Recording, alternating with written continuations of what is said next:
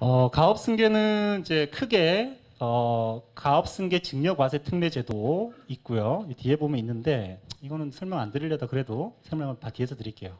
50페이지. 여러분도 50페이지 맞아요? 37페이지, 38페이지. 창업자금 증여세 과세 특례가 있어요. 뭔지 그냥 간단하게만 말씀드릴게요. 내가 자녀한테 우리가 사전 증여라는 개념이 있었죠? 그죠? 미리 사전 증여할 수 있죠? 그런데 그게 10년 합산으로 해서 사전 증여를 하게끔 되어 있죠. 그죠? 그리고 사전 증여는 일반적으로 10년이 지나서 내가 사망을 했어요. 그러면 미리 증여했었던 거하고 상관없이 그거는 그냥 없는 거로 치고 다시 그냥 남아있는 재산 갖고 상속세 계산하면 되죠? 10년 안에 죽었어요? 그러면 그때 준 거 다 합산해가지고 다시 계산하는 거였잖아요. 자, 창업자금 증여세 과세 특례는요. 내가 자녀한테 내가 지금 회사를 운영하고 있을 수 있어요. 그런데 내가 봤었을 때는 너무 회사도 지저분하고 새로 뭔가를 하고 싶고 아이템도 되게 진부화됐고 새로운 거 개발하기는 뭐하고 근데 자녀는 사업하는 아버지를 봤기 때문에 나름대로 좋은 아이디어도 있고 막 이래요. 창업을 해보고 싶어 하는 거죠. 그죠? 그러면 창업해라 이거죠. 그러면 창업 자금을 줄 수 있어요. 얼마까지? 기본적으로는 30억까지. 30억을 주게 되면 세금은 어떻게 되냐? 5억만큼은 공제 받고요. 25억에 대해서 10%의 세금만 내면 돼요. 상속세율, 증여세율 가장 낮은 게 몇 퍼센테이지가 뭐예요? 10%잖아요. 그죠? 그런데 5억까지도 공제해주고 10%를 30억까지 해주니까 파워풀한 거예요. 추가적으로 50억까지도 해줄 수 있다. 30억이 넘어간 부분에 대해서 20% 세율로서 해주는 거예요. 자, 그러면 창업 이걸 해주는 이유는 창업을 이제 훨씬 더 많이 하게끔 해서 고용을 촉진시키기 위한 하나의 정책의 일환으로 보시면 되거든요. 되셨죠? 할 이야기가 좀 더 있기는 한데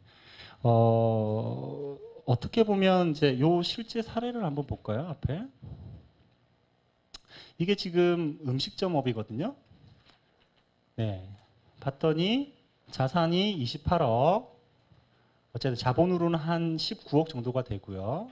매출액을 한 33억 하는 식당이네요. 보니까.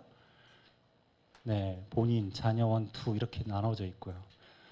대표이사 이렇게 돼 있고 비상장전 48,000원까지 올라갔고요. 지금. 그 다음에 부동산 30억까지 보유하고 있고 상속 절세 플랜을 하고 싶고 10년 내 사전 증여는 없었다라고 돼 있네요. 자, 이 회사를요.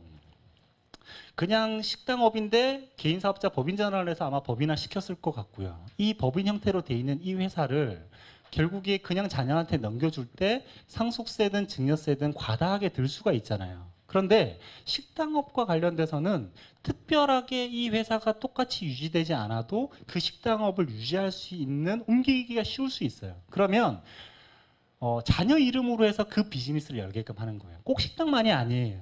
다른 비즈니스도 마찬가지예요. 그래서 이게 우리가 좀 더 나중에 고급화되면 어떤 전략을 세우냐면요. 회사가 전체가 이렇게 있어요. 그런데 회사 안에도 덩어리가 좀 잘라지거든요. 부문으로 커지면. 잘라던데 두 부문으로만 쪼갤게요. A 부문, B 부문. A 부문은 미래 경제 성장력이 없을 것 같아요. B는 성장력이 있을 것 같아요. 그러면 이걸 한꺼번에 다 어떻게 상속을 하고 증여를 하려고 그러면 세금이 많이 들겠죠.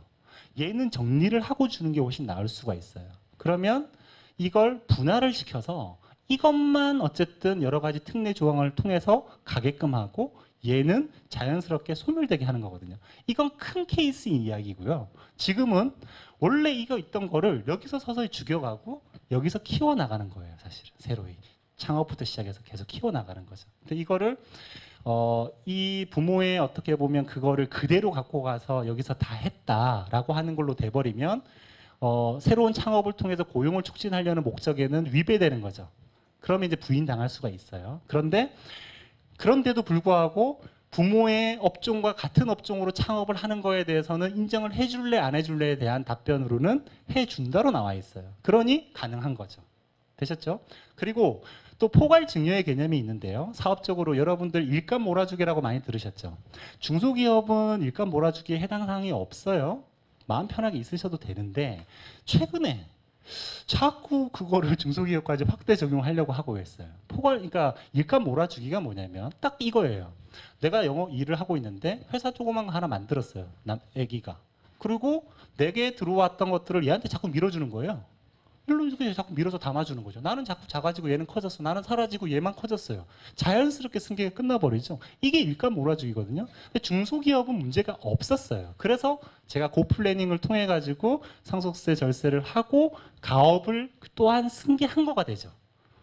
이름은 바뀌었을지언정 비슷하게 가는 건 거예요. 그래서 위치도 식당을 한다라고 하면 근처, 그다음에 이름도 약간 뭐 신 이런 거 붙여갖고 만들 수도 있고 얼마든지 할 수 있어요. 그걸 가지고 국세청에서 따지고 들 만큼의 여력은 없다고 봐요. 제가 봤었을 때. 자, 그래서 창업 자금 특례 부분은 그렇고, 그다음에 뒤에서 이걸로 정리를 먼저 한번 할게요. 방금 말씀드린 거예요. 30억까지는 5억을 빼주고 10%. 그리고 신규 고용을 한 경우에는 50원까지 한도가 있다. 이렇게 이해하시면 되고요. 가업승계 증여세 과세특례는 뭐냐면 가업승계 증여세죠. 뒤에는 가업 상속이죠. 두 가지만 비교하시면 돼요. 증여와 상속의 개념이구나. 자, 우리가 그 평상시에 증여세, 상속세 이제 그건 아주 잘 아는 거잖아요. 그렇죠? 증여세는 살아 있을 때, 상속세는 죽었을 때죠. 이것도 똑같다. 이것 똑같다. 가업 승계를 하는데 증여세 과세 특례고요.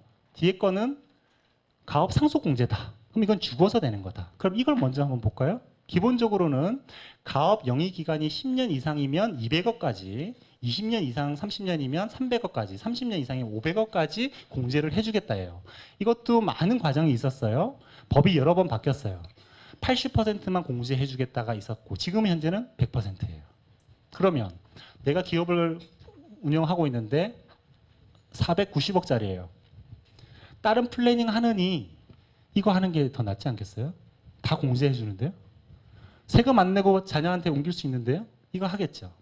자, 그런데 여기에 보면 기본적으로 그에 해당되는 거에 대한 사후 관리 조건이 있어요. 그 조건이 사후 관리 조건이 있는데 최근 한 5년, 6년 사이에 그때 이걸 많이 했었거든요. 그런데 이거 하고 나서 사후 관리 조건을 유지 못해서 다시 세금을 내야 되는 상황으로 발생된 케이스가 여러 건 있었어요. 왜? 경기가 안 좋아지는데 고용을 유지할 수가 없죠. 그렇죠? 여러 가지 어떤 문제가 생겼던 거예요. 그래서 가업 상속 공제 안 받겠다. 가업 증여세 특례 안 받겠다. 이게 거의 분위기였어요. 자, 그러면 그에 대한 어떤 또 솔루션은 뭐가 있냐? 있어요. 앞에서 말씀드린 거예요. 회사가 100짜리가 있어요. 봤더니 대표님 물어보는 거죠. 회사를 자동화하실 생각이 있습니까? 지금 자동화가 70% 됐고 거의 한 90%까지는 자동화 할 거야. 그러면 인력이 어느 정도는 감축될까요? 어느 정도 감축될 거래. 그러면 향후에 10년, 지금 7년으로 바뀌었어요, 이거. 예, 조건 자체가. 그 기간 안에 본인이 생각하실 때 줄어들더라도 어디까지 줄어들 것 같습니까? 지금 있는 거에 한 20%까지는 줄어들 수 있지만 그 이하로 줄어들 일은 없어. 그 정도 80%까지는 유지할 수 있어. 그렇다 해도 이건 못 받아요. 그래서 어떻게 해요? 회사를 분할하는 거예요.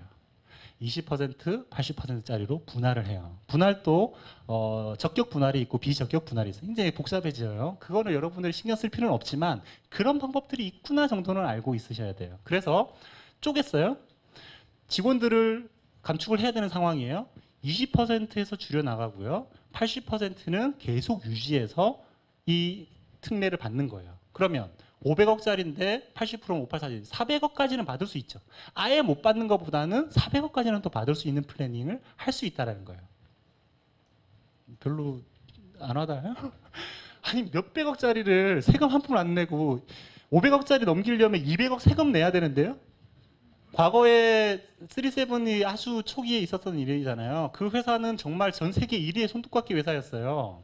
갑자기 그 회장님 돌아가셨거든요. 그거 상속세 내는 일하고 결국에는 지분을 외부에다가 다 팔았어요. 물납을 냈죠. 물납 낸 게 공매로 나와서 외국 투자자들이 사가지고 얼마 전까지 외국 회사였어요. 거기가. 최근에 자녀들이 열심히 벌어갖고 다시 주식을 사와서 현재는 대주주가 우리나라 사람으로 다시 바뀌어 있을 뿐이에요. 그러니까 그 세금을 그만큼 낼 수 있다 없다는 회사를 내가 계속해서 가져갈 수 있다 없다의 크나큰 부분이기 때문에 이 옵션을 좋은 거를 포기한다는 건 아쉽다라는 거죠. 그걸 회사 내부의 흐름들을 잘 봐서 쪼개는 거. 그게 저희 그 아까 얘기했던 2위 업체, 업계 2위 업체에다가 제안한 거예요. 그래서 회장님이 오케이, 그러고 진행하는 걸로 하고 조금 더 검토해 보자라고 하고 있는 지금 진행 상황이에요. 네.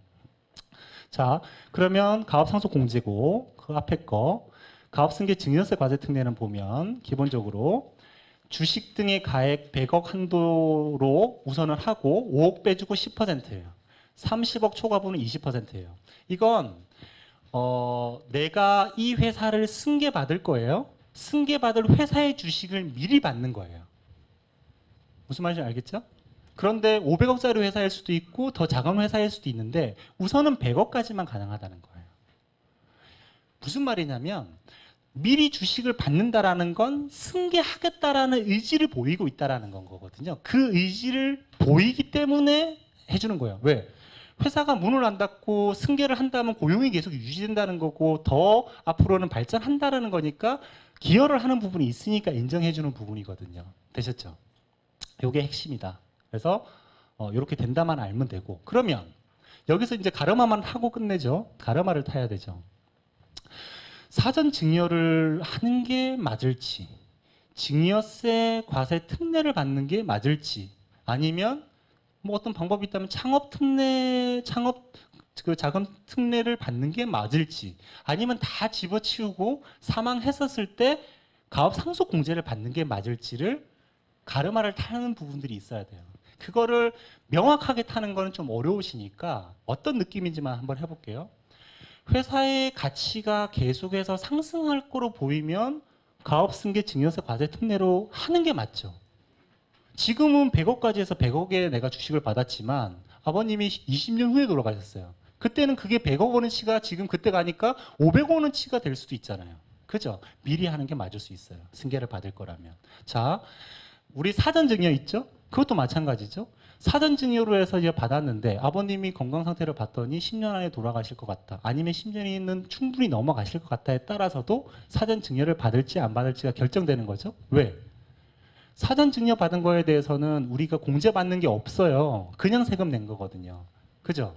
또 주식 가치가 떨어질 거라고 생각한다면 미리 그거 공제도 안 받고 세금을 낸 건 아쉬운 거죠. 맞죠? 또 가업 상속 공제를 받을 거라고 하면 사전 증여를 하면서 미리 세금 낸 건 어떤 상황이에요? 세금 안 내도 된다라고 할 걸 갈 건데 미리 세금을 신고하고서 낸 거면 안 내도 낼 세금을 낸 거나 도 되죠. 그러니 항상 정답이 없다. 어디서 어디까지 끊어서 전체 계획을 하느냐에 따라서 솔루션은 달라질 수 있다. 이걸 염두에 두고요. 여러분들이 어떤 고객을 만나서 정답을 알려주겠다라는 마음의 부담감을 내려놓으시라는 거예요. 그분들이 그런 기대도 안 해요. 아시겠죠? 그래서 만나서 대표님께 좋은 정보 드립니다 하고 툭 던져버리고 잊어버리고요. 스트레스 받지 말고요.